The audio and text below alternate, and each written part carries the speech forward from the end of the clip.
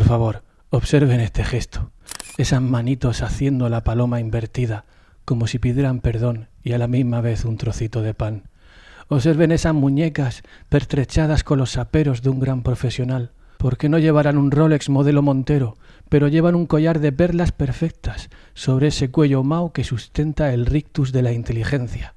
Miren la sosegada ternura de esos labios, miren la delicada intencionalidad de su mirada.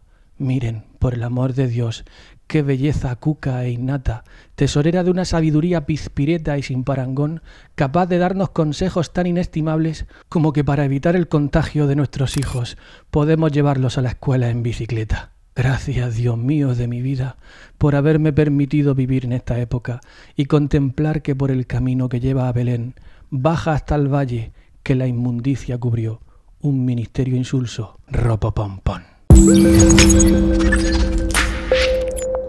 Señores, yo no sé cuántas veces habrá que explicar las cosas, pero ahí tenemos un ejemplo de cómo Ada Colau ha decidido sacar a pasear a Mr. Potato.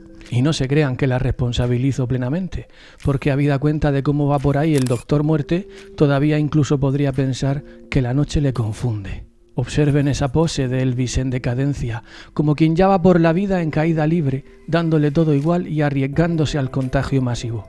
Yo no sé qué educación tendrá este hombre, cuánta información pasará por sus manos, o siquiera si sabe hacer la O con un canuto. Yo eso no lo sé, pero echando un vistazo a las noticias, podría concluir que no las lee o que como mínimo no sabe interpretarlas. Miren, Andalucía, 909 casos en 24 horas, la cifra más alta de la pandemia. Comunidad Valenciana suma 690 contagios, 3 fallecidos y 20 brotes nuevos. España registra casi 10.000 contagios y suma casi 34.000 en lo que va de semana. Hungría cierra sus fronteras desde el 1 de septiembre. 129 almas menos en la última semana. El virus no cede y roza los 10.000 casos en el mayor aumento de la segunda ola. 6 ejemplos, 6. Y Mr. Surfer como el que oye llover, con su decidida intención de no cumplir sus propios consejos y saltarse a la torera los mecanismos de la protección. 6 ejemplos, 6. Y el epidemiólogo torero haciéndole la Verónica a la actualidad de España. ¡Olé! Señores, ¿en qué mundo vivimos? Miren lo que decía Pablito el Chandunguero haciendo alarde de sus conocimientos politólogos. Que la ley es el único instrumento de la gente humilde, el único instrumento de las mayorías sociales, que los poderosos normalmente no necesitan a la ley. Es más, los poderosos suelen necesitar mentir. Los poderosos no necesitan el Estado. El Estado, las instituciones y el derecho son los únicos instrumentos con los que cuenta pues la gente humilde y la gente normal. Una persona con mucho dinero pues siempre podrá conseguir un médico que le opere e incluso podrá comprarse un órgano si necesita un trasplante o comprar a un asesino a sueldo para que mate a alguien y le quite el hígado y se lo pongan.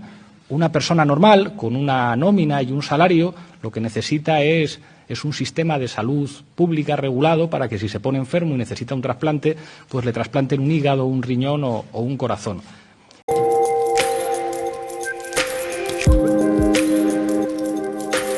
Yo no sé qué educación le habrán dado a este cantinflero, pero por lo visto es una educación que raya lo delictivo cuando no lo absurdo. Aquí Pablo comete como mínimo 2 errores. El primero es el de confundir intencionadamente la riqueza con la maldad. Según él, cualquier rico es más propenso a la amoralidad y al delito y puede cometer atrocidades como el que no quiere la cosa. Y el segundo es intentar vender un sistema en el que el éxito de la sostenibilidad social y económica se base en una amplia restricción institucional que imposibilite la independencia y la libertad de los empresarios en alza. Es decir, una auténtica dictadura en el que todo proyecto económico tenga que pasar por su control y por su diezmo. Ya lo están empezando a hacer en su partido, cobrando obligatoriamente 3 euros a sus seguidores. ¿Qué no hará si de repente empieza a controlar el despacho de nuestra economía? De estos 2 errores se pueden inferir como mínimo 2 características de su pensamiento político. La primera es que Pablo no cree o tiene envidia del beneficio productivo ajeno, por lo que para él cualquier riqueza ajena es inmoral y debe someterse a una censura estatal que le imposibilite crecer y expandirse. La segunda es que Pablo Iglesias no cree en la capacidad del ser humano para hacer el bien, independientemente de sus circunstancias sociales. Por eso, de cada discurso que da, parece desprenderse la fábula de que la bondad o el bien pueden únicamente venir de quien sufre carencias o solo tiene para ir tirando. Estas dos características del pensamiento político de Pablo Iglesias resultan como mínimo paradójicas en su propia persona, porque ahora que él es casta y posee una riqueza solo alcanzable al 5% de la población española, ahora que él es de los ricos que él tanto detesta, ¿no cabría esperar que fuera un ser inmoral incapaz de hacer el bien por los demás? Dicen que a algunos nos gusta hablar de dos Españas. Y claro, ojalá no hubiera dos Españas, pero es que hay dos Españas. Hay una España de gente que lleva a sus niños a colegios privados, que viven en chalets con 18 cuartos de baño, que tienen sanidad privada, que tienen seguros de pensiones privadas, que tienen 3 coches y les va de puta madre. ¿Y quiénes son esos? El 5% de la población. Y el resto, que se jodan. Todo lo que dice Pablo Iglesias con la intención de hacerse el erudito se vuelve en su contra tarde o temprano. Y esa circunstancia no solo le convierte en el hazmerreír de la coherencia política, sino en un ser absolutamente prescindible cuyos resentimientos y envidias lo han llevado a hacer y a deshacer a su antojo con el único propósito de enriquecerse a costa del sufrimiento de los demás. Politizar el dolor, hacer que el dolor de los que sufren se convierta en propuestas políticas para cambiar la realidad. Y yo no sé cómo lo veréis vosotros, pero para mí el partido de Mr. Churches parece una auténtica cloaca ideológica en donde caben difamaciones varias, contradicciones a granel y un sinfín de controversias que indican claramente una naturaleza, como mínimo, sospechosa. ¿Sospechosa de qué? Sospechosa de no tener valores y de estar dispuestos a hacer lo que sea con tal de acaparar el poder y esa riqueza que tanto dicen detestar. Pero es solo de boquilla, señores. No se confundan. O les tengo que recordar Galapagar. Que viven en chalets con 18 cuartos de baño. El partido de P. Iglesias se parece a una sentina de barco a la deriva, de cuyos sahumerios se desprenden el hedor de la corrupción, la infamia y la estulticia. Y además no tienen prejuicio en decir una cosa y a la vez defender la contraria si la situación lo requiere. Otro motivo más para concluir que el partido de Mr. Moño en alza es un agujero negro para la dignidad y la integridad. Miren qué decía en Twitter hace tan solo unas horas. El terrorismo se condena siempre, no se aplaude. Es de primero de democracia. Y en vista de este tuit podemos por tanto llegar a la conclusión de que además de todo lo que he dicho antes, en Podemos tienen poca memoria, porque no harán un suspiro que Pablo Iglesias estaba diciendo esto otro. Sin personas como Arnaldo Otegi no habría paz. Y a los que han contribuido a una situación de paz y de futuro, aunque tengamos muchas diferencias, hay que reconocérselo y hay que agradecérselo.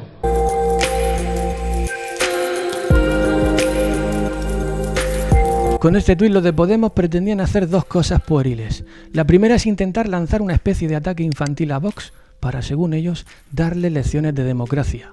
El típico yo sé más que tú porque sé infinito más uno. Y la segunda es mentir manteniendo su estrategia mediática con la que pretenden desgastar y ensombrecer la reputación de Vox con vídeos que le ponen como si fueran los hermanos de Hitler, por lo menos. Y esto, como digo, es tan pueril como absurdo, porque ellos solos se han enzarzado en una batalla ideológica absurda, de factura imprevisible, pero que siempre termina pagando el pueblo con el caos en las calles y el terror en los barrios. Podemos quiere desmentir a toda costa la dignidad institucional de Vox, y para ello no tienen reparos en inventarse noticias absurdas y editar vídeos con los que adoctrinar a los incultos, que seguramente serán la mayoría de sus votantes. En el tuit que os acabo de leer publicaron un vídeo haciendo esto que os digo. Evidentemente no lo voy a poner porque es de tan mal gusto y tan inculto que verlo supondría suspender el examen de ciudadanía. Señores, y no se dan cuenta de que lo que están haciendo es una pantomima que no beneficia a nadie. Siguen R que R en ese juego absurdo del y tú más, pretendiendo dar lecciones de democracia a la vez que pierden el prestigio político proponiendo sistemas dictatoriales de control económico y censura ideológica. Es de primero de democracia, dice el tuit. Y yo les voy a decir una cosa. De primero de democracia es pensar en el pueblo al que supuestamente representáis y no cerraros en banda a aprobar los presupuestos simplemente porque participen en ellos ciudadanos. Preferís hacer tratos con los amantes del terror a colaborar en unos presupuestos conjuntos que España necesita para el correcto funcionamiento de las instituciones. ¿Así entendéis vosotros la democracia? No sois demócratas, ni os gusta España, ni sentís la más mínima empatía por el pueblo.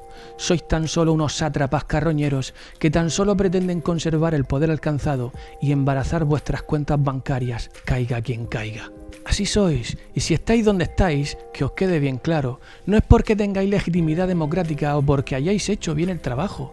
Estáis donde estáis porque Pedro es otro que se las trae, con el mismo afán por el poder y el mismo impulso por la riqueza. Estáis ahí porque Pedro quería saber a qué huelen los colchones de Moncloa. Y ya está. No estáis ahí por ser buenos políticos, ni por ser listos, ni por hacer propuestas, ni por haber leído a Marx. Quitaos eso de la cabeza. Si estáis donde estáis no es por mérito propio, sino porque en vosotros vieron un calzo para la pata coja de la mesa que tenía el PSOE. Y no le deis más vueltas. Y todos esos dimes y diretes de Pedro y Pablo, los PP socialmongers, los Pimpinela de la pandemia, los chunguitos de la Moncloa, el dúo dinámico de los ministerios, todos estos dimes y diretes entre Pedrito y Pablito no son más que una inmensa función con la que tener entretenidos a ese vulgo al que le da todo 8 que 80. Decía esto Peter Drucker sobre el comunismo. Son los pecados capitales del odio y la envidia. No es una ideología. Es la excusa del fracasado, el envidioso y el tirano. Son oportunistas que disfrutan de una vida fácil a expensas del hambre, la miseria y el sufrimiento del pueblo. Y aquí, en España, tenemos la prueba fehaciente de que todo lo que toca el comunismo lo corrompe, y aunque sea sustentado con el beneplácito del socialismo, al final termina dándose la circunstancia de que siempre ganan los mismos, y el pueblo queda relegado a esa bonita quimera a la que hacer alusión únicamente en los mítines, como si les importara. Si de verdad os importara la democracia, no iríais por ahí pactando con quienes quieren romper España, y dedicaríais vuestros máximos esfuerzos en llegar a un consenso que nos beneficie a todos, y no que nos relegase a las postrimerías de un ranking en el que ya nos hemos convertido en el hazmerreír de Europa y en la sorpresa negativa del resto del mundo. Somos un país enormemente hermoso, que puntualmente se ha visto subyugado por la inmundicia de quienes en su afán por entrar en los anaqueles de la historia no han dudado en mentir, manipular y ocultar. Sois la vergüenza de nuestra historia política. Habéis permitido que nuestras fronteras se desdibujen con la herida de la ilegalidad y no sois capaces de hacerle frente porque os pueden más los ceros en el banco. Eso es lo que sois, y si dependiera de mí, en septiembre os ibais todos fuera con la moción de censura. No podemos seguir permitiendo que estos pimpinelas sigan guiando el rumbo de España. No podemos seguir consintiendo la mentira ni el desorden. No podemos seguir consintiendo esta debacle de la indignación. Somos mucho más que todo eso. Somos España. ¡Viva los españoles! Espero que estéis bien, que nada ni nadie os impida ser felices. Y sed bienvenidos al Teatro de Will.